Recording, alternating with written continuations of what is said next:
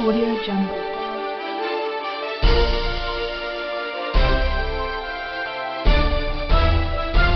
Audio Jungle. नमस्कार। कल भाजपा की केंद्र सरकार ने सीए लागू करने का नोटिफिकेशन जारी किया है। 10 साल देश पे राज करने के बाद ऐन चुनाव के पहले इन लोगों को सीए की बात करनी पड़ रही है। अगर 10 साल में कुछ अच्छा काम कर लेते तो शायद आज सीए की जगह अपने कामों पे वोट मांग रहे होते। आज देश के सामने सबसे बड़ी समस्या महंगाई और बेरोजगारी की है। किसी को भी घर चलाना मुश्किल हो रहा है, इतनी ज़्यादा महंगाई हो गई है, कमर तोड़ महंगाई हो रही है। उधर हमारे युवा दर दर की ठोकरें खा रहे हैं रोजगार के लिए, उनके ऊपर डंडे लाठियां बरसाई जा रही हैं। ऐसे में सरकार बेरोजगारी और महंगाई का समाधान ढूंढने की बजाय सीए की बात कर रही है, तो ये बड़े दुख की बात है। ये सीए आखिर है क्या? बीजेपी की केंद्र सरकार का कहना है कि 3 देश, बांग्लादेश, पाकिस्तान और अफगानिस्तान, इन 3 देशों के अल्पसंख्यक जो हैं वो अगर भारत की नागरिकता लेना चाहें तो उन्हें भारत की नागरिकता दे दी जाएगी। इसका मतलब बड़ी संख्या में यहां से अल्पसंख्यकों को हमारे देश में लाया जाएगा, उनको रोजगार दिए जाएंगे, उनके लिए घर बनाए जाएंगे, उनको यहां बसाया जाएगा। अजीब बात है ना।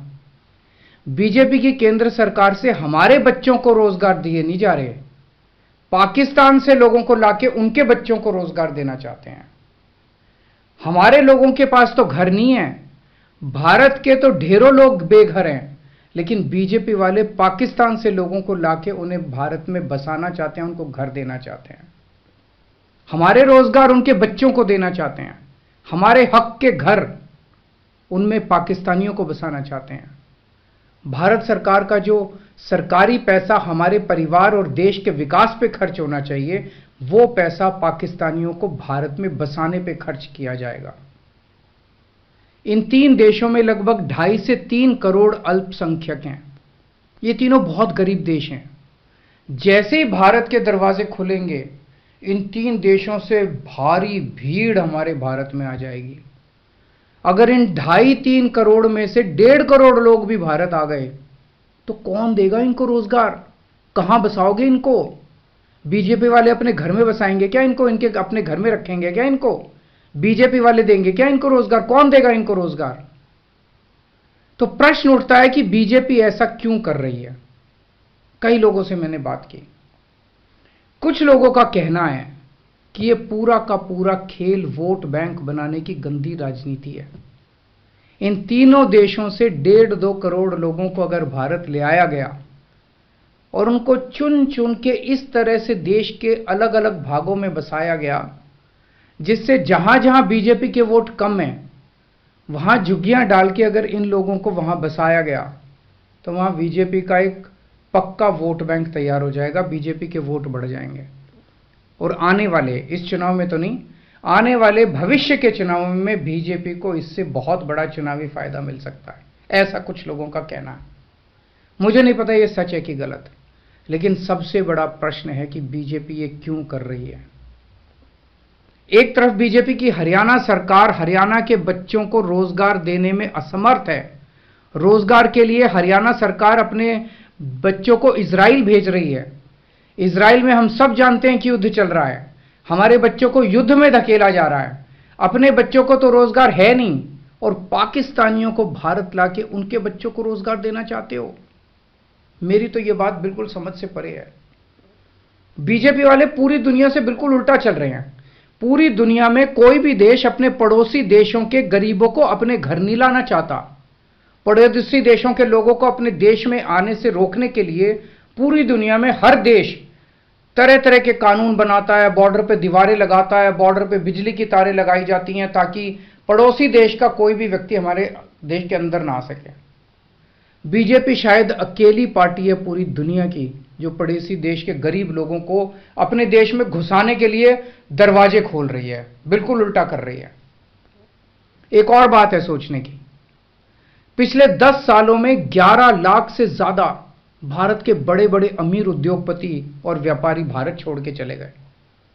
ये लोग भारत में फैक्ट्री चलाया करते थे, इंडस्ट्री चलाया करते थे, बड़े बड़े व्यापार किया करते थे, लाखों लोगों को नौकरी देते थे, रोजगार देते थे। ये बीजेपी की गलत नीतियों और उनके अत्याचार से तंग आके भारत छोड़ के चले गए। अगर बीजेपी को लाना ही है तो इन लोगों को वापस भारत लेके आओ ना, जो भारत छोड़ के चले गए। ये भारत आएंगे, इनके पास पैसा है, भारत में इन्वेस्ट करेंगे, नई नई फैक्ट्रियां खोलेंगे, नए नए व्यापार खोलेंगे, अपने बच्चों को रोजगार मिलेगा। ये क्या बदतमीजी है कि बांग्लादेश के, पाकिस्तान के और अफगानिस्तान के लोगों को हमारे देश में लाके बसाएंगे और उनको हमारे बच्चों के हक के रोजगार उनको देंगे। ये लोग कह रहे हैं कि 2014 के पहले आए हुए घुसपैठियों को इन नागरिकता दी जाएगी। ऐसा नहीं है, ये तो शुरुआत है। एक बार ये सिलसिला चालू हो गया, एक बार दरवाजे खुल गए तो फिर बहुत बड़ी संख्या में पाकिस्तानी और बांग्लादेश से लोग भारत में आने लगेंगे। आज बीजेपी कह रही है 2014 के पहले आए हुए लोगों को ही नागरिकता दी जाएगी। देख लेना, अगले चुनाव में ये बीजेपी वाले इस तारीख को बढ़ा के 2024 कर देंगे कि 2024 के आए हुए पहले वाले लोगों को दी जाएगी और फिर इसे और आगे बढ़ा देंगे। मोटी मोटी बात यह है कि पाकिस्तानियों और बांग्लादेशियों के लिए भारी संख्या में भारत आने के लिए बीजेपी सरकार ने दरवाजे खोल दिए।